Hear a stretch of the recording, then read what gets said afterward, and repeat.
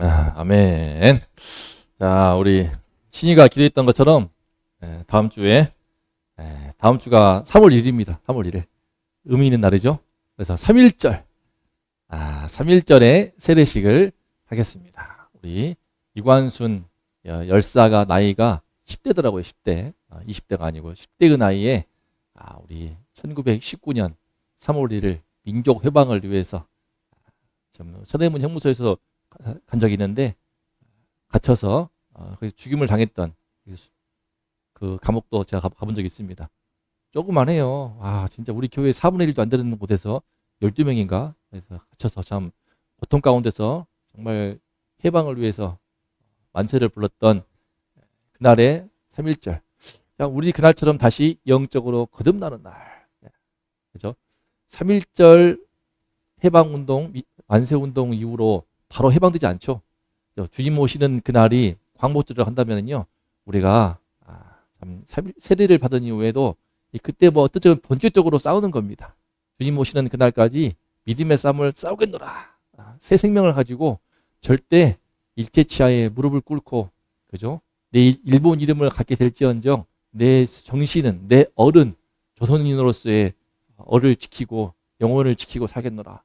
그런 정신과 우리 믿음의 정신과 많이 맞닿아 있습니다. 그래서 3.1 운동 때 독립선언했던 분들의 3분의 1이 다 우리 기독교인 믿음의 선배들이지 않습니까? 그래서 그러므로 우리가 그의 죽으심과 합하여 세례를 받음으로 그와 함께 장사되었나니, 이 날을 기념하여서 특별히 쌍둥이가 동해 신이가 이제 대표로 또 중3 되었기 때문에 세례를 받도록 하겠습니다.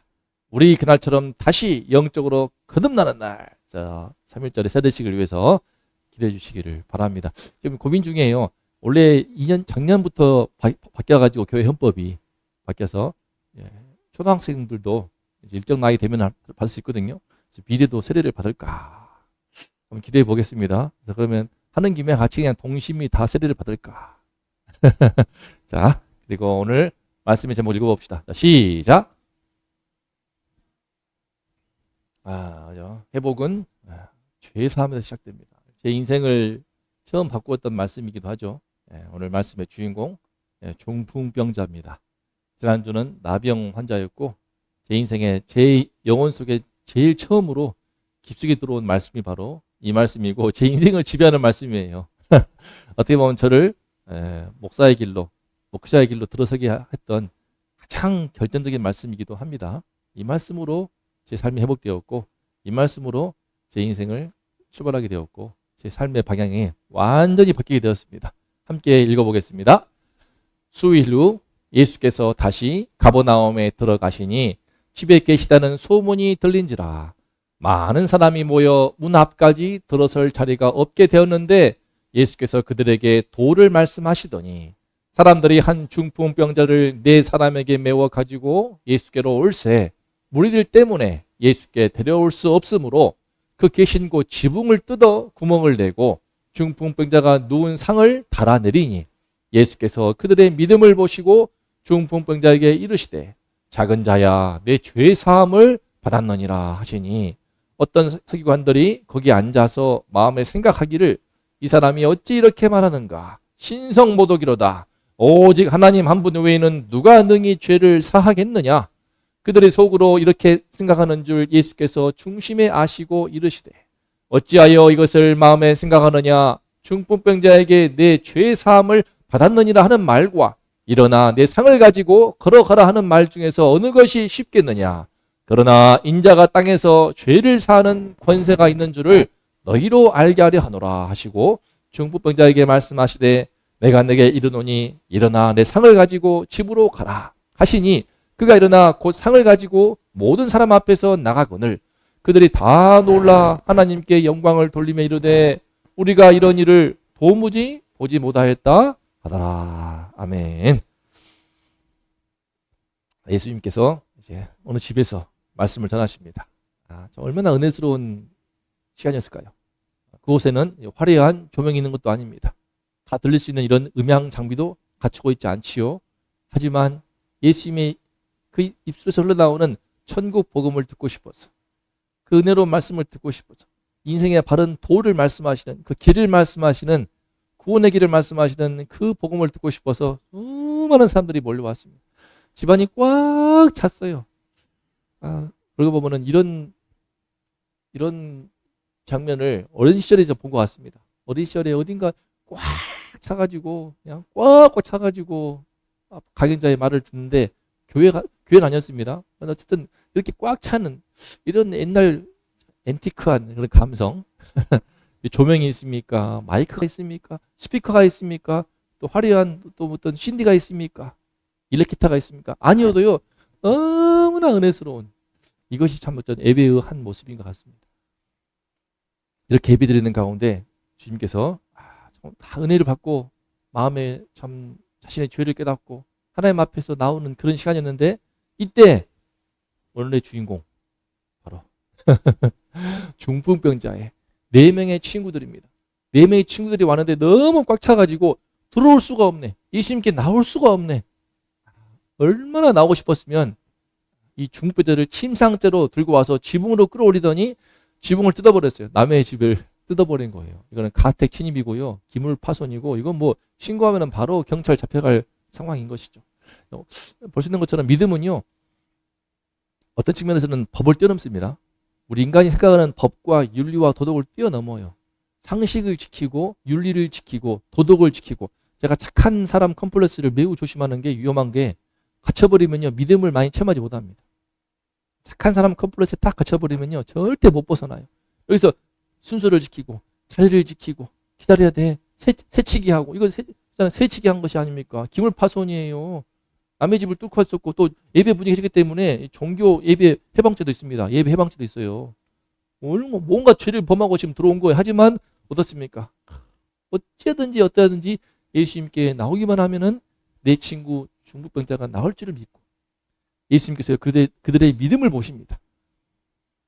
그들의 믿음을 보시는 거예요. 지금 병자를 보시지 않고 지붕에 줄로 침상을 내리고 있는 내 친구들을 바라보고 있습니다. 뭐 그림으로 연출한 게 아니고 말씀이 그래요. 그들의 믿음을 보시고 이렇게 어쩌든지 내려오는 중풍병자. 이 본인은 어땠을까요? 좀 이따 보겠지만 이 본인은 지금 감히 예수님께 나올 염두를 못 내고요, 친구들의 믿음으로 나온 겁니다. 친구들의 믿음으로 나온 거예요. 본인은 나올 생각도 못 할 것이고, 동시에 부끄럽죠. 중풍자이기 때문에 옷차림도 지금 뭐 제대로 갖추지도 않고 나왔을 거예요. 그래서 옷 입을 틈도 없이 예수님이 계시다는 소문을 듣고 막 정신없이 끌고 내려오는데, 사람들 앞에서 수백 명이 있었겠는데 꽉 찬 데서 혼자 이렇게 마치 반 벌거벗은 모습으로 중요한 부위만 가리고 내려오는데 얼마나 민망하겠습니까? 무엇보다도 예수님의 얼굴을 똑바로 볼 수가 없어. 하지만 예수님께서 이 친구들의 믿음을 보시고 이 중풍자에 오셔서 말씀하십니다. 뭐라고 하시죠? 작은 자야, 내 죄의 사함을 받았느니라.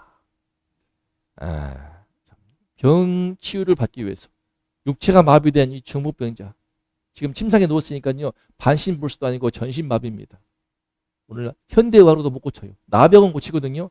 중풍병은 지금도 못 고칩니다. 뇌경색, 뇌출혈 등으로 인해서 신체 어느 부위가 마비되고, 특히 전신마비 환자, 이거 진짜 얼마나 그렇겠습니까? 육체가 감옥이야, 감옥. 깜짝을 못해요. 이건 진짜 무서운 거예요.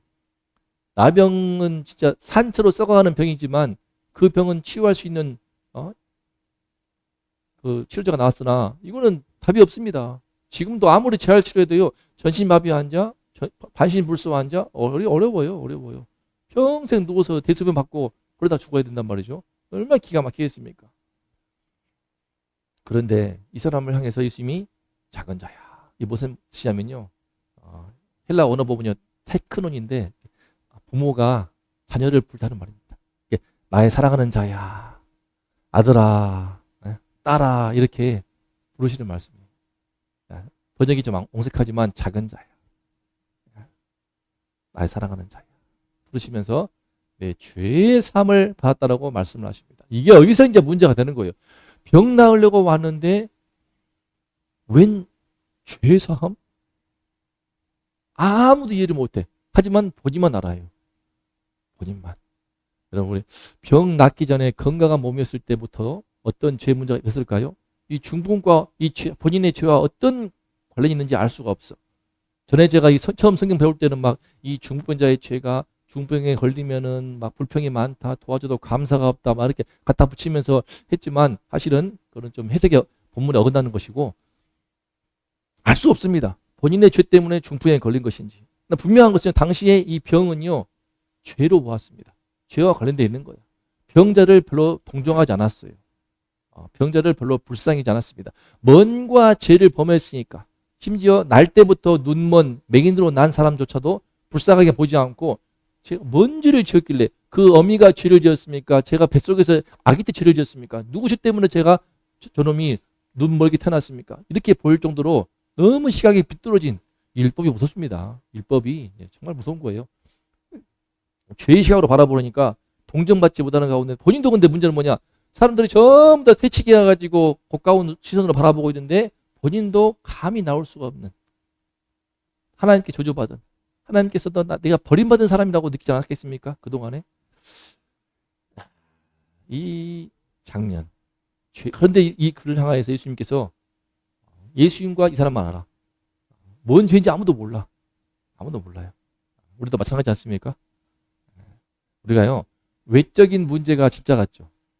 하지만 난 알아. 내 안에 죄.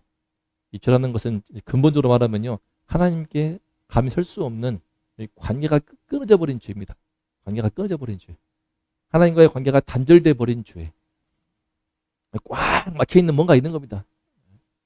그거를 예수 믿지 않은 사람이라도요 어떤 죄책감. 정신병의 제일 큰 원인이 그거랍니다. 죄책감.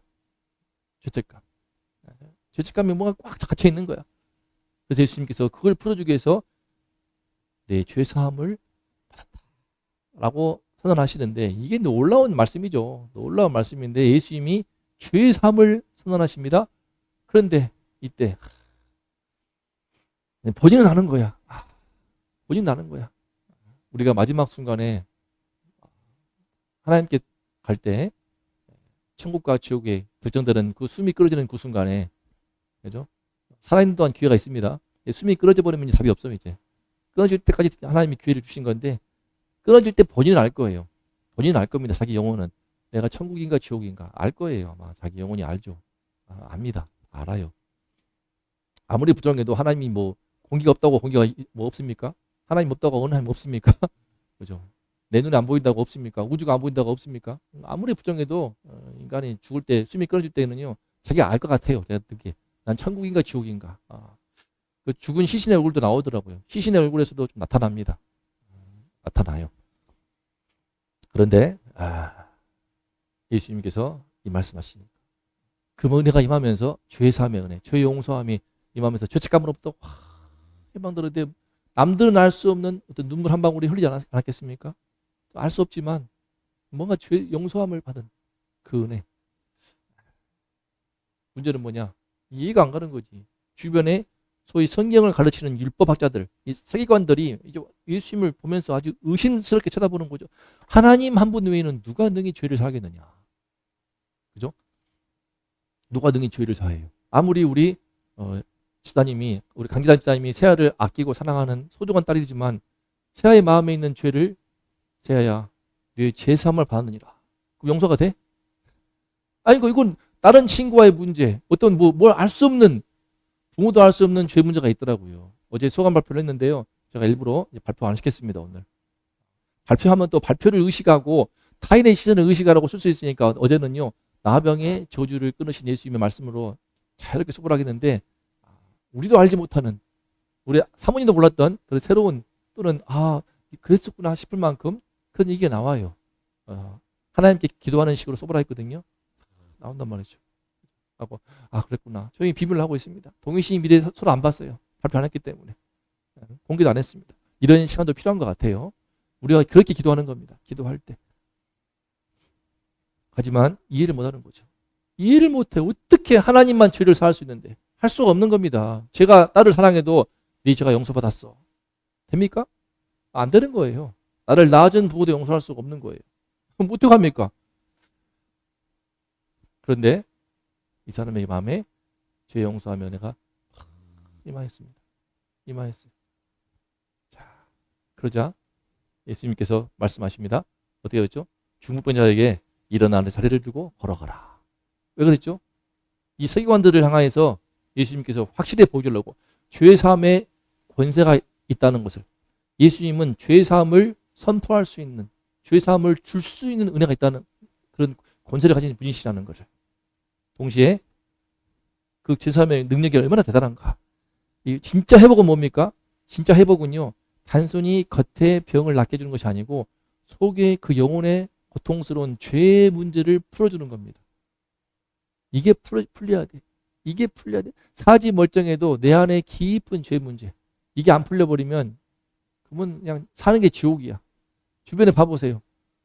TV에 나온 연예인들 그렇게 예쁘고 잘생기고 돈도 많이 벌고 잘 나가는데 좀 인기 떨어진다고 막 죽어버리잖아요. 알 수가 없어. 왜 사람 죽었지 싶을 만큼, 왜 자살했지? 하지만 그 영혼에 말로 다 못할 더 깊은 고통이 있던 거예요. 그걸 치유해야 되는데 예수님께서 이 죄의 문제를 치유하시고 그 사실을 입증하시기 위해서 일어나 내 상을 들고 집으로 가라. 일어나는 거야. 이게 일어나는 겁니다. 위에 친구들이 얼마나 좋았겠어요. 와, 그죠? 얼마나 기쁘겠습니까? 친구들이 너무나 기뻐하면서, 그러면서 친구 옷 입혀주려고 일어나니까 옷이 흘러다니고 좀 그렇지 않겠습니까? 그래서 내려와가지고 아마 친구 옷을 입혀주도록 제가 연출을 한 겁니다. 제가 영화 감독이라면요 이런 식으로 연출을 할 것 같아요. 내려와가지고 나오세요. 내 친구 가가지고 군중을 해집고 들어가서 옷을 다 입혀주고 또 입은 다음에 이 사람도 이제 찬양하면서 뚫린 지붕에서 비춰오는 은혜의 빛 가운데서 상을 들고 걸어 나가는데 모든 사람이 놀라서 하나님께 영광을 돌리면서, 이야, 이게 뭔 일이냐, 이게 뭔 일이냐, 그치, 이게 뭔 일이냐. 이 말씀을 통해서, 이 장면을 통해서 우리가 볼 수 있는 게 무엇일까요? 자, 우리 중풍병자를 일으키신 예수님은 누구신가? 읽어봅시다. 시작. 크게 시작. 겉의 병이 아닌 속의 죄를 다루시는 분이시다. 이거는 이제 우리 각 사람이 다 아는 거죠. 예수님은요, 왜 중풍병보다 죄를 먼저 다루시는가? 병은 몸의 고통인데요, 죄는 영혼의 고통이에요. 그래서 병이 없어도 이 죄 문제, 하나님과의 관계가 끊어져 있고, 하나님만이 아니라 보이는 사람과 관계가 끊어져 있으면요, 사는 게 아닙니다. 얼마 전에 김창옥 그분 강의하는 거 유튜브 짤을 봤는데, 어느 한 부부가 왔어요. 그러면서 부부가 고민을 털어놓더라고요. 그게 뭐냐? 중학교, 고등학교 때 첫째 아들을 그렇게 좀 뭐라고 했나 봐. 호되게 뭐라고 공부를 안 하고 게임만 했대요. 엄청나게 이제 좀 막말을 했겠죠. 근데 그럴 거라면 꺼져버려 했나 봐요. 애 나가버렸어, 진짜. 애 나가버린 거야. 대학교 가서도 그러니까 나가버렸어. 근데 그 뒤로 얘가 관계를 끊어버린 거야. 군대도 알아서 갔어. 부모 말도 안 하고. 제대도 말도 안 하고. 휴가도 말도 안 하고. 지금도 대학생이야. 본인이 알아서 자취하고 있고, 본인이 알아서 돈 벌어가지고 알바 많이 뛰어가지고 학비 내고 있고, 본인이 자립을 해. 부모한테는 연락 안 해. 끝났어. 뭐 5년 됐는지 뭐 10년 됐는지 모르겠습니다. 꽤 오래 돼버렸어. 여동생한테만 간혹 연락이 온다고 합니다. 근데 그 부부가 와가지고, 자, 그러면 혹시 영상을 볼 수 있으니까 아들한테 한마디 해보라고. 그래서 내가 혹시 잘못했을 수도 있는데 하는데, 난 그게 안타깝더라고. 정말 영상을 통해 아들한테 나올 수 있는 기회인데 여전히 그 자존심을 느끼고 체면을 느끼고 있더라고, 부모가. 아들 살려야 되는데, 첫째 아들과 정말 회복하고 싶은데 내가 정말 잘못했는지 모르겠지만 잘못이 있다면 이런 뉘앙스로 말하고 있으니까 그 아들 입장에서는 얼마나 큰 상처가 있었겠습니까? 게임하고 페인이었겠지만 어쨌든 대학 갔잖아. 대학 갔으면 스스로 돈 벌고 있지 않습니까? 근데 완전히 끝나버린 거예요. 지금도 연락 안 될 거예요. 아마 다시는 아마 부모 죽을 때 연락 올까 모르겠어요. 그때 안 올지도 몰라요. 그렇게 관계가 끊어져 버린 거예요. 부모가 뭐 돈 벌고 사지 멀쩡해도 뭔 상관입니까? 사는 게 아니죠. 내 첫째 아들 장남 잃어버린 거야. 영혼의 고통. 예수님은요, 겉의 증상을 넘어서 근본적인 속의 고통을 다루십니다. 작은 자야, 내 죄의 사함을 받았느니라. 그 아빠가 문제 같더라고. 그 엄마도 문제인데 둘 다 문제지만 그 아빠가 정말 자기 죄를 깨닫고 정말 회개해야 되는데 그게 안 되니까 아들하고 관계가 회복이 안 돼. 그 말하는 가운데서 마이크 들고 말하는 가운데서도 느껴지더라고. 자기의 어떤 잘못을 인정하고 싶어 하지 않고 아들이 알아서 와서 관계는 회복하고 싶지만 이게 안 되는 거야. 체면이 느껴지게 되고 자의식과 자존심과 또 교만과 이게 느껴지더라고요. 하고 야, 참 어렵구나. 주의 은혜가 임해야 된다. 저 집에는. 그래서요.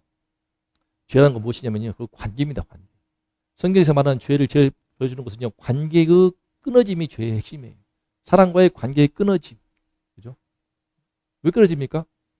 부모 간에 또 형제 자매 간에도 끊어집니다. 친구 간에도 미래도 참 착하지만 끊어진 친구가 몇 명 있어요. 그 친구 문제도 있지만 나의 문제도 있지요. 그죠? 그래서 읽어봅시다. 시작. 하나님 나라는 증상을 고치는 나라가 아니라 주님과 관계가 회복되는 나라다. 우리가 하나님 나라 할 때에 마냥 기쁘고 즐겁고 뭐 재밌고 그런 차원인 것이 아니고요. 겉에 나오는 문제의 증상을 고치는 게 아니고 상담해주고 위로해주고 공부시켜주고 구제해주고 먹어주고 게임시켜주고 오락해주고 이런 것만 아니라 제일 중요한 건 뭡니까? 주님과 관계가 회복되는 나라. 하나님과의 관계가 깨져 있으니까요. 부모 자식 간의 관계도 깨지는 것이고 그렇습니다. 형제 간에도 자매 간에도 친구 간에도 관계가 깨지는 겁니다. 이 관계가 회복되는 나라입니다. 그래서요. 한번 상상해 보세요. 하나님 나라 가게 되면요. 막힘이 없는 거예요.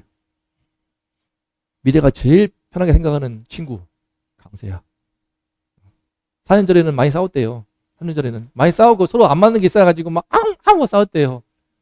새도 그랬을 거야. 그런데 시간이 흐를수록 주의 은혜의 말씀 안에서 서로 간에 이제 서로 약점도 알고 단점도 알고 장점도 알고 서로 함께 어울리면서 인정하게 되고 칭찬하게 되고 관계가 회복이 되면서 제일 편한 친구. 또 동시에 제일 편한 사람 누굽니까? 가족. 그죠? 근데요. 하나님 나라 가게 되면은 모든 사람, 낯선 사람 전부 거기서 만나는 모든 사람과 막힘이 없는 거야. 가면을 쓸 필요가 없어. 체면을 차리고 가식과 위선을 떨 필요가 없어. 털끝만큼의 거짓이 없이 서로 투명하게 진짜 친가족처럼 친자매, 형제, 내 부모와 같이 모든 사람과 막힘이 없는 어떤 장벽도 담이 없는 그것이 바로 천국의 제일 중요한 핵심입니다. 천국에 뭐 12보석이 있고 휘황찬란하며 유리바다가 펼쳐져 있고 그런 공간만이 아니라 관계, 주인과 관계가 막힘이 없고 그곳에 함께하는 주님 안에 부름받은 모든 성도 간의 관계가 막힘이 없는 거예요. 막힘이 없는 거예요. 이게 바로 하나님 나라 핵심입니다. 그런데 인간 세상 속에서 내 삶에 깊이 막혀있는 죄 문제, 이 죄 문제 때문에 다 끊어지고 이 중풍병자도 중풍병 나으려고 왔는데 뭐라 말할 수 없는 그 죄책감, 뭔지도 알 수가 없어. 우리가 추측할 수 있지만 그거는 성경적으로 그렇지 않기 때문에 함부로 말할 수가 없어. 하지만 하나님 앞에서 뭔가 꽉 막혀있는 그 죄에 꽉 막혀있으니까 답답한 그 영혼이 보이니까 주님께서 내 죄 사함을 받느니라. 제일 어떻게 보면 시급하고 근본적이고 제일 중요했던 문제. 그렇게 해서 이 사람의 마음에 먼저 그 영혼에 하나님 나라가 임하는 것입니다. 임하게 되면서. 그런데 여기서 또 보여준 게 무엇이냐? 예수님 어떤 분이신가? 두 번째, 시작. 보이지 않는 죄사함의 권세를 가지신 분이시다. 이것입니다. 예수님은 어떤 분이시냐면요. 죄사함의 권세를 지닌 분이시다. 이해를 못해요. 죄는 누가 용서할 수 있습니까? 오직 하나님만 용서할 수 있습니다. 재판관 아니에요. 재판관은요. 주어진 본인들이 점한 어떤 도덕적 또는 우리 세상에서 범한 죄에 대해서 범조문에 기초하여 벌을 부과할 뿐이지 용서할 수 있는 게 아니에요. 착각하더라고 범죄자들이. 교도소 가가지고 2년 복역하면 용서받은 거예요? 아니에요. 벌만 받은 것이지 본인이 죄를 범한 그 피해자에 대해서 용서를 받을 수가 없죠. 안 되는 겁니다. 이 세상에는 진정한 용서가 없어요. 어렵습니다. 이를테면은 나를 성폭행한 그 사람이 5년 동안 감옥 갔다가 왔어. 그럼 용서 받은 거야? 내가 용서할 수 있어? 안 되는 겁니다. 사랑하는 내 자녀를 교통사고 나가지고 죽게 했어. 용서가 됩니까? 그 사람 20년 살다가 나왔다고 쳐봐. 용서 받은 거야? 안 되는 거예요. 이 세상에는 용서가 없습니다. 용서가 없어요. 사실은 이 세상 속에는 용서한 척 할 뿐이지, 또는 잊어버리고 망각하거나 덮어버리거나 할 뿐이지, 또는 회피할 뿐이죠. 진짜 관계가 안 되는 겁니다. 회복이. 친구 간에도 그래요. 부모 간에도 그러고요. 자식 간에도 그러고요. 어떤 큰 죄 문제 때문에 정말 친구 간에 엇나가지 않습니까? 그분 전에 침략된 관계로 안 돌아가요. 어렵습니다. 이거는. 큰 특별한 은혜가 임하야죠. 저도 마찬가지고. 저도 마찬가지예요. 우리 제 고모님 두 분이 계시는데 우리 어머니에게 큰 죄를 좀 지으셨는데 참 나는 그 부분에 대해서 본인들도 많이 뉘우치시라고 용서가 해. 하지만 용서한다고 해서 화해한 관계가 나아지지 않습니다. 전에 내가 아무도 모르는 철 모르는 시절에 고모고모 따르면서 밥 얻어 먹고 재밌게 놀고 웃고 떠들던 그때의 관계로 돌아갈 수가 없어요. 안 되는 건 이미 신뢰가 깨졌기 때문에 다시 그 관계가 회복되지 않죠. 천국 가서 모를까, 이 땅에서는 그 관계로 돌아갈 수가 없습니다. 불가능한 겁니다. 그죠? 근데 예수님은요, 이 병자를 일으키십니다. 보여주는 거예요. 보이지 않는 그의 진짜 권위, 바로 죄사함의 권위, 죄사함의 권세. 하나님 나라의 왕으로서 예수님이 당신을 입증하시는 겁니다. 일어나 내 자리를 들고 걸어가라. 이 말씀은요, 어떻게 보면요, 예수님이 공생하면서 내가 바로 하나님 나라를 땅 이루기 오신 왕이다. 하나님 나라의 왕으로서 자기를 선포하는 것이기도 하고, 왕으로서 친히 직접 즉위 선언을 하시는 것 같아요. 하나님 나라는요, 죄사함으로 통치하는 나라입니다. 하나님 나라의 제일 큰 핵심이 죄사함이에요. 죄사함. 기쁨, 재미, 즐거움 이런 게 아니고 죄사함. 관계가 끊어졌기 때문에. 그래서 시작. 하나님 나라의 왕은 죄를 사하는 권세를 가지신 분이시다. 이겁니다. 우리 사이에 이를테면은요, 친구 같다고 쉽시다. 내가 용서하기 힘들어. 이를테면 고모님도 마찬가지야. 그런데 하나님께서 저한테 음성을 들어줬어. 죄의 사함을 받았느니라. 네 고모의 죄를 용서해라. 내가 용서했다. 끝나는 겁니다. 하나님이 용서했으면 끝나는 거예요. 그게 분명치 않기 때문에 관계 회복이 잘 안 됩니다. 두 분도 다 아직 교회를 나가시지도 않고 나갔다 만나 하기도 하고, 정말 예수를 만나서 주님께 정말 죄사함 받고 회개한다면요, 바뀌어요. 어떻게? 그 문제를 들고 와서 우리 어머니께 와서 진실하게 그때 내가 너무 잘못했노라고. 근데 우리 어머니에 대한 문제이기도 하지만 동시에 우리 아버지에 대한 것이기도 하고, 오빠니까 또 조카인 저한테도 마찬가지입니다. 조카인 저한테도 너무나 정말 어떻게 보면 그 배신이죠. 회개가 되는 거예요. 그게 안 되기 때문에. 그러나 하나님께 정말 용서를 받으면요, 그렇게 되는 것이지만 오해하지 마세요. 옛날 영화 뭐였습니까? 하나님께 용서받았으니까 됐다? 그게 아니에요. 하나님께 용서받은 사람은요, 내가 범한 죄에 대해서 그 크기와 무게와 그 심각성을 알고 참못했다. 몇 번이고 엎드리고 끝까지, 마치 독일 국민들이 히틀러 시대 나치 정권의 그 과업을 지금까지도 계속 뉘우치고 반성하고 역사 속에서 기념을 하고 무릎 꿇는 것처럼 그렇게 하는 것이 맞는 것입니다. 그게 하나님의 용서가 임한 나라, 하나님의 용서가 임한 민족, 하나님의 용서가 임한 우리 성도의 모습인 거예요. 우리도 죄를 범할 수 있으니까. 하나님께서는, 주님께서는 왕으로서 죄함의 권세를 가지신 분으로 선포하시는 겁니다. 용서받았어.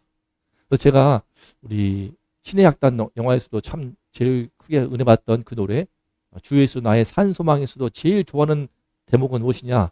영원히 난 용납됐네. 영원히 난 용납됐네. 이것이 엄청난 겁니다.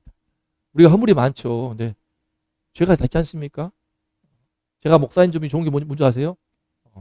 우리 성도님들이 빠지는 목사, 교회의 담임 목사님에 대해서 어떻게 막 너무나 사무하고 추앙하고 받드는 이런 문제 절대 안 빠집니다. 저는. 왜? 같은 목사니까. 또 많이 알고 있기 때문에. 목사끼리 모였을 때 어떤 대화를 나누고 있고 어떤 관심사, 어떤 내용들을 하고 있는지 서로 알기 때문에 같은 평범한 똑같은 하나님 앞에 죄인 뿐입니다. 주의 말씀을 받고 큰 은혜와 특권 가운데서 말씀을 대언하고 있지만 사실은 같은 죄인이에요. 같은 죄인이고, 근데 우리 교회 문화에서 묘하게 계급이 생겨버려가지고 목사, 평신도, 그다음에 장로, 안수집사, 권사, 막 집사 해놨는데 그게 전혀 의미 없다는 것을 저는 알고 있습니다. 목사들도 알고 있을 거예요. 성경 말씀을 정말 본다면, 진실하게 본다면 정말 모두가 다 죄인인 것입니다. 모두가 다 죄인이에요. 얼마나 큰 죄인인지 몰라요. 주의 은혜로 주님께서 용서하셔가지고 영원히 난 용납됐네. 이것이 바로 성도의 정체성입니다. 성도의 정체성. 우리 모두는 다 주님께 정말 예수를 만난 사람은요, 느끼는 겁니다. 주님께서 나를 자녀로 삼아 주셨구나. 영원히 나를 용납하여 주셨구나. 내가 이렇게 허물지고, 내가 이렇게 못났어도, 이렇게 부족해도, 이렇게 욕심 사나워도, 이렇게 탐욕스러워도, 이렇게 지저분해도, 이렇게 추해도, 이렇게 자꾸 넘어져도 영원히 나를 용납하셨구나. 그래서 그걸 합리화하고 정당하는 것이 아니고, 그래서 너무 은혜가 크기 때문에 내가 이렇게 할 수가 없어. 안 돼, 안 돼. 주님 앞에 주님을 기쁘시게 하고 싶어. 오늘 찬양했던 것처럼 주님 앞에 기쁨이 되고 싶어 해서 정말 몸부림을 치며 죄악을 떨쳐내고 끊어내고 변화가 되어가는 것입니다. 변화가 먼저가 아니야. 먼저 이 관계 회복, 죄사함이 먼저인 것입니다. 그래서 회복은요, 죄사함에서 시작되는 거예요. 죄사함. 죄사함. 주님만이 할 수 있습니다. 주님께서 선언하시면 끝나는 거예요. 미래가 가끔씩 죄의식이, 양심이 예민한 친구예요. 딸이지만 되게 예민합니다. 그래서 제가 잘못했어요. 어머, 죄송해요. 아빠. 밥 먹다가 갑자기 아빠 죄송해요. 왜? 아침에 일어날 때 아빠한테 제가 인상 써가지고 죄송해요. 그러거든요. 난 잊어버렸거든. 다 그걸 기억하는 거야. 그죠? 양심이 다 기억하는 거야. 세안 어떤가 모르겠어? 근데 스스로 어떻게 답이 없습니다. 괜찮아. 안 괜찮아, 본인이. 안 괜찮아. 늘 눈치를 봐. 그러면 아빠한테 이럴 때 인상을 쓰고 화를 냈다? 그러면 하루 종일 내가 좀만 인상 쓰고 있으면은 아빠 또 그것 때문에 본인은 예민해가지고 괜찮아 안 되는 겁니다. 스스로 용서가 안 되는 거예요. 주님의 용서를 자신을 체험을 해야 돼. 이건 아이문만이 아니에요. 저번에 말씀드렸지만 기도원에 오는 권사님 낙태를 해서 젊었을 때에 그 죄악을 기도원에 오는 강사마다 은혜 받았다 하면서 가가지고 또 퇴해. 그분은 자기가 설교 잘해가지고 이 사람이 회개나보다 했는데 알고 봤더니 맨날 그러고 있어. 일주일에 몇 번씩 와가지고 10년째 20년째 매번 와가지고 제 죄를 용서해 주세요. 제가 젊을 때 낙태를 했습니다. 강사는 은혜 받아가지고 했나보다. 알고 봤더니 기도원장이 말해. 지금 15년째 20년째 저러고 있다고. 용서를 못 받는 거야. 괴로운 거예요. 괴로워 미치겠어. 안 되는 거야 이게. 그죠? 주님께서 용서해 주셔야 되는 거예요. 이건 성령께서 계셔가지고 나를 딱 들어오시면서 하나님의 용서받음을 내가 확 느껴야 됩니다. 그러면 풀리는 거야. 그러면 풀려요. 그러면 풀립니다. 그러면 눈치를 볼 게 없어. 그러면 자유로워져. 그러면 사람들의 시선에서 벗어날 수 있어. 더 이상은 착한 척 할 필요가 없어. 안 되는 겁니다. 영원히 나를 용납하신 그 주님을 만나야만이 착한 사람 컴플렉스에서 벗어날 수가 있어. 벗어날 수가 있어. 타인의 시선에서 벗어날 수가 있어. 타인의 인기와 인정에 대한 그 집착에서 벗어날 수가 있어. 남들한테 있어 보이고 싶은 체면으로부터 벗어날 수가 있어요. 왜 안 될 것 같습니까? 우리 어르신들 얼마나 많습니까? 우리 부모님도 그 체면 못 벗어나요. 절대 못 벗어나요. 평생 못 벗어나요. 근데 하나님께서 나를 용납하셨다. 여기 정말 깊이 그 은혜가 내 영혼 깊숙이 들어와야, 심장 깊숙이 들어와야 벗어날 수 있습니다. 체면이고 벗어나고 할 수 있는 거예요. 목사도 그래요. 그네 깊숙이 뿌리를 내려야만요 교회를 개척할 수가 있습니다. 저 내려놓은 거 많아요. 그렇게 개척을 했어도 소장할 때 막 자존심이 상해. 내가 니들보다 실력이 부족하냐, 능력이 부족하냐, 뭐 돈이 없냐. 근데 우스운 취급을 받고 또 좀 뭐랄까 살짝 비웃음을 당하거나 그럴 때가 있거든요. 조롱을 당하거나 황당하죠. 부목사로 하면서 시달릴 때보다 지금이 훨씬 좋은데 큰 교회에 부목사 있으면 큰 교회의 그 명예와 권세가 내 거인 양. 이 묘한 게 있단 말이에요, 대한민국에. 그래서 속상할 때가 있습니다. 하지만 그러나 말거나 나의 길을 갈 수 있는 거죠. 그러거나 말거나. 이게 쉽지 않습니다. 근데 이거 잘 못해요. 할 것 같죠? 잘 못합니다. 이거 못해요. 존경받아가지고 노예 생활을 할지언정, 물론 은혜롭게 존경받은 우리 존경 목사도 있고 많은 분도 있지만 대부분은요 노예 돼요. 장로님 나를 뽑았으니까 장로님 눈치 보고 설교도 제대로 못하고 말씀을 제대로 선포도 못하고 회개를 말 못해요. 얼마나 많은지 모릅니다. 이 영원히 난 용납됐네. 이 죄사함의 은혜에 깊숙이 뿌리를 받고 거기에서 우리 삶이 사라져야만이 이 자유함을 누릴 수 있습니다. 체면으로부터의 자유, 착한 사람 컴플렉스로부터 자유, 자존심으로부터 자유, 탐욕, 욕심, 위선, 거짓으로부터 자유. 나를 빨갛게 드러내도 모두가 다 나를 정죄해도 주님은 나를 정죄하지 않으셔. 예수 안에는 결코 정죄함이 없나니 하면서 영원히 나를 용납하신 주님. 이게 있어야 되는 것입니다. 그걸 주님이 주신다. 그래서 마지막 세 번째 시작. 교회가 죄사함의 복음을 말하기 원하시는 분이십니다. 예수님께서 제일 뭘 원하시는가? 교회는요, 세상에서 많은 선행을 하고 있습니다. 선행을 많이 해. 하지만 죄라는 말을 불편하더라고요. 언젠가부터요, 죄라는 말을 안 합니다. 하더라도 두루뭉술하게 해요. 하지만 죄를 말하지 않으면요, 십자가도 사라져요. 은혜도 사라져요. 불편하니까 거북한 말 그만 좀 하세요. 동성애 그만 좀 말하세요. 그죠? 뭐 우리는 큰 문제가 아니지만 지금 세대 지금 심각한 문제 아닙니까? 동성애 하지 마세요. 그 사람들도 불쌍하잖아요. 불쌍한 관점으로 감성적으로 접근해 버리시기 때문에 죄를 말하는 걸 불편합니다. 예수님은 처음부터 끝까지 죄사함의 복음을 중심에 두시고 사역하시거든요. 마가복음 6절의 말씀입니다. 인자가 온 것은 섬김을 받으려면 아니라 도리어 섬기려 하고 자기 목숨을 많은 사람의 대속물로 주려 함이니라. 죄값을 대신 치르는 대속물. 당신의 몸으로 십자가에 달리셔서 우리 죄값을 대신 치르신 거거든요. 제물 되어서, 희생 제물 되어서. 처음부터 끝까지 있는 죄사함의 복음이에요. 죄사함을 위해서. 그래서 시작. 교회의 첫 사명은 사람을 하나님께로 돌이켜 예수님의 죄사함을 받게 하는 것이다. 이것이 저의 사역의 근본 본질이고 저의 목회 철학입니다. 죄사함. 많은 수 말자.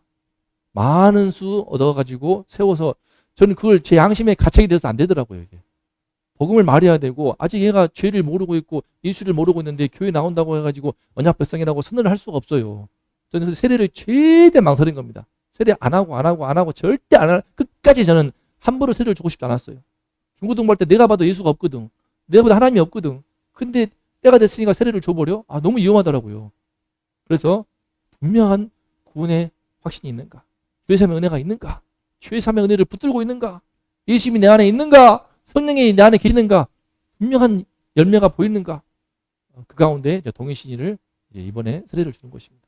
안타깝긴 해요. 동일신 친구들 많았었는데 다 떨어져 나갔어. 제가 동성애가 죄라고 안 했으면 안 떨어져 나갔을 거예요.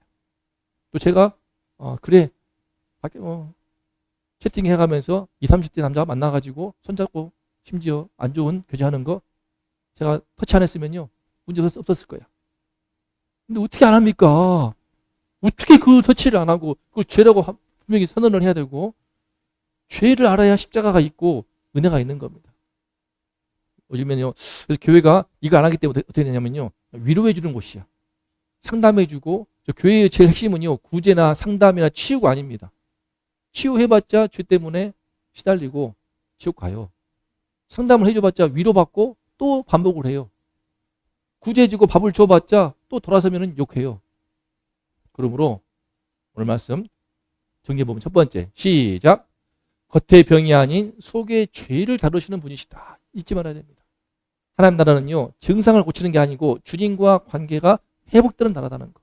두 번째 보이지 않는 죄사함의 권세를 가지신 분이시다. 예수님은 죄사함의 권세를 가지신 하나님 나라의 왕이시다. 마지막 세 번째 교회가 죄사함의 복음을 말하기 원하시는 분이시다. 제발 교회가 죄사함의 복음을 핵심적으로 중심에 두고 전하기를 원하신다. 제발 교회가 제발 구제나 상담이나 치유가 아니라 사람을 하나님께 돌이켜서 죄의 삶을 받게 하는 것이 교회의 공동체다. 이것이 교회의 본질이다. 하는 것이죠. 저는 이것 때문에 예수님 믿게 되었고 이 때문에 목사가 되고 있고 이것 때문에 지금 교회도 개창한 것입니다. 죄의 사함을. 이것이 진짜 회복의 핵심이니까. 하나님과의 관계의 회복. 죄의 사함의 은혜. 그러려면요 피상적이면 안 됩니다. 내 마음에 부딪히는 죄악들. 그걸 굳이 낱낱이 성경에 안 나온 것처럼 여러분도 마찬가지입니다. 하나님 앞에 나의 죄가 있지 않습니까? 감춰도 소용없어요. 숨이 끊어지는 그 순간에 심판대 앞에 서게 되는데 미리 주님의 심판대 앞에서 나의 죄를 늘 날마다 진실하게 매주 매일 회개하면서 예수님의 십자가 은혜를 붙들 때 그 죄사함의 은혜를 힘입어서 우리가 주님의 은혜 안에서 주님의 자녀로 살아갈 수가 있는 줄로 믿습니다. 이 죄사함의 은혜 얼마나 크고 중요한지. 이거 놓치고 교회에서 재밌게 살고 춤추고 50 노래 부르면서 막 화려한 조명 가운데 빵빵빵 비트만 가가지고 온갖 춤을 추고 해도 속에 죄사함의 은혜가 없는 채로 살더라. 그러니까 세상 가가지고는 전혀 하나님의 나라의 자녀로서 살지를 못하더라. 왜? 하나님 나라가 없으니까. 내 안에 없어요. 없다니까. 하나님 나라가 없어. 죄사함의 은혜를 뭔지 잘 몰라. 예수님 앞에 내가 정말 깊이 나와서 회개하고 주님을 만나서 금방 흘린 이 그림에 나온 이 중풍자의 그 눈물 한 방울의 의미를 몰라. 내 영혼이 구원받은 그 깊이와 감사를 몰라. 모르니까 신앙이 없는 거예요. 성령이 없는 거예요. 믿음이 없는 거예요. 근데 있다고 해버리네? 있다고 세례를 줘버리네? 이거 환장할 일이죠. 그래서 교회가, 한국 교회가 어떻게 보면 진짜 알맹이, 쭉정이만 가득 해봐가지고 알맹이가 부족해지니까 많은 비난을 받고 있는 거 아닙니까? 쉽지 않아요. 저도 막 숫자 막 불려버리고 싶어. 우리 아버지 뭐 아직도 몇 명이 이러기 때문에 막 한다 하면은 제가 동성애 그딴 말 안 하고 다 오락해버리고 맛있는 거 주고 선물 주고 요즘 제가 돈 벌고 있지 않습니까? 막 선물 맨날 주고 뭐 그럼 몰려도 우스워요. 우스워. 태국이나 베트남, 필리핀 선교하신 분 들어보니까 그러더라고요. 그냥 과자 준다고 하면 다 몰려 하거든요. 그때 사진 찍어가지고 사역을 열심히 하는 것처럼 보여주는 그런 사꾼 선교사가 그렇게 많답니다. 그렇게 많대요. 한국에서 후원해 준단 말이야? 후원해 주셔서 한 번씩 와. 그분 그때 이제 주변에 아이들 다 불러가지고 사역이 엄청 활발한 것처럼 보이는데 사실은 복음이 없어. 사실은 죄사함의 은혜, 하나님께 돌이키는 그 회개, 이거는 제대로 쉽지 않거든, 이게 쉽지 않습니다. 이 씨름이 힘들어, 이게. 이거 하면 다 도망가, 다 떠나. 하지만 주님이 택하심에 있는 여러분들, 영생의 말씀이 주께 계심에 우리가 누구를 가오리까? 이 죄사함의 은혜 속에서 이 죄사함의 복음을 이 땅의 교회가 말하기를 원하신다. 그러므로 이번 3.1절 세례식을 기점으로 해서도 우리 모두가 세상에 나아가서 사람들을요 좋은 말 해주고 착한 성도 말고 좀 안 착해도 돼요. 지붕 뚫어도 돼. 새치기 해도 돼.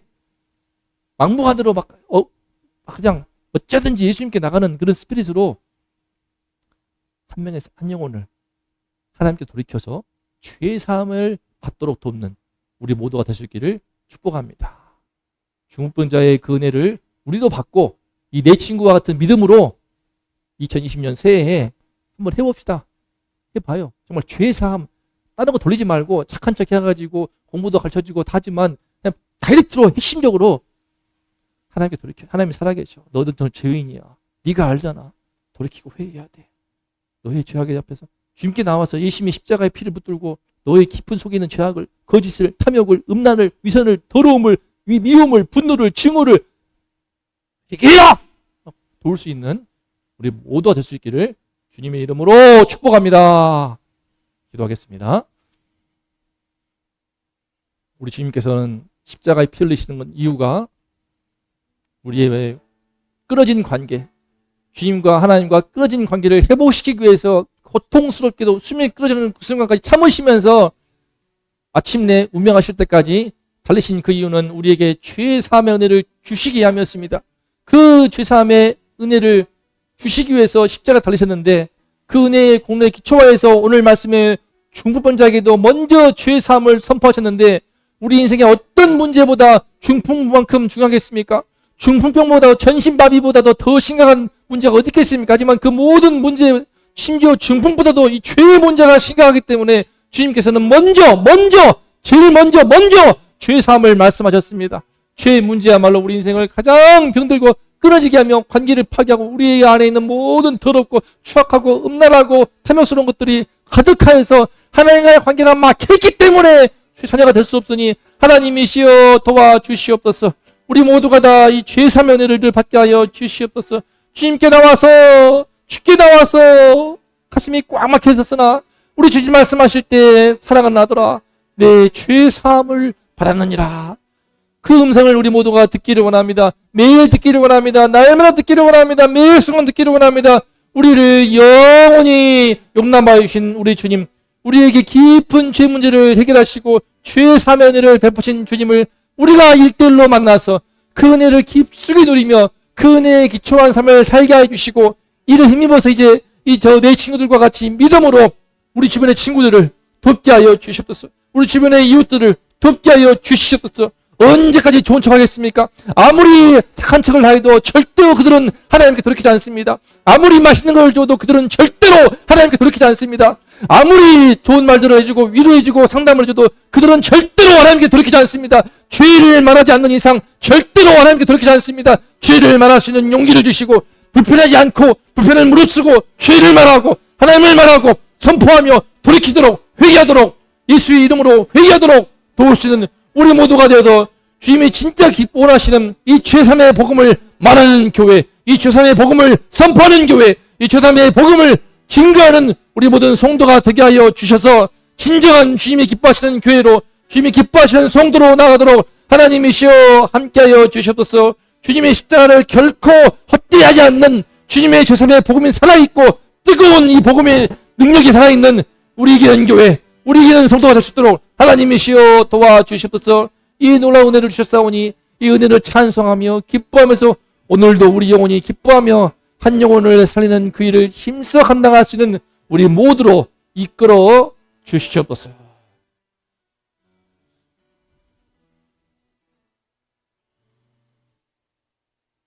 이제는 우리의 모든 죄를 씻어내시기 위해 십자가에 피 흘리신 우리 구주 예수 그리스도의 은혜와 하나뿐인 아들을 아낌없이 십자가에 내주실 만큼 우리를 사랑하신 아버지 하나님의 극진하신 사랑하심과 죄의 문제를 해결해 주시는 죄삼의 은혜가 우리 심령에 물밀려게 하시는 성령님의 은총이 이 시간에 하나님 나라의 핵심은 죄사함인 것을, 진정한 회복은 죄사함으로부터 시작된다는 것을 깊이 깨닫고 이제 죄삼의 복음을 선포하리라, 죄삼의 복음을 증거하리라, 죄삼의 복음을 말하는 교회들이라 다짐하는 우리 모든 성도님들, 이 나라 이 민족 위에 이제로부터 영원토록 함께 있을지어다.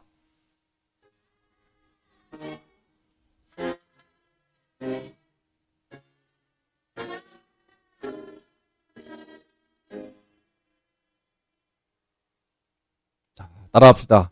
소자야 안심하라. 내 죄사함을 받았느니라. 다시 한번 주님께서 들려주신 음성으로 함께 외칩니다. 시작. 소자야 안심하라. 내 죄사함을 받았느니라. 박수.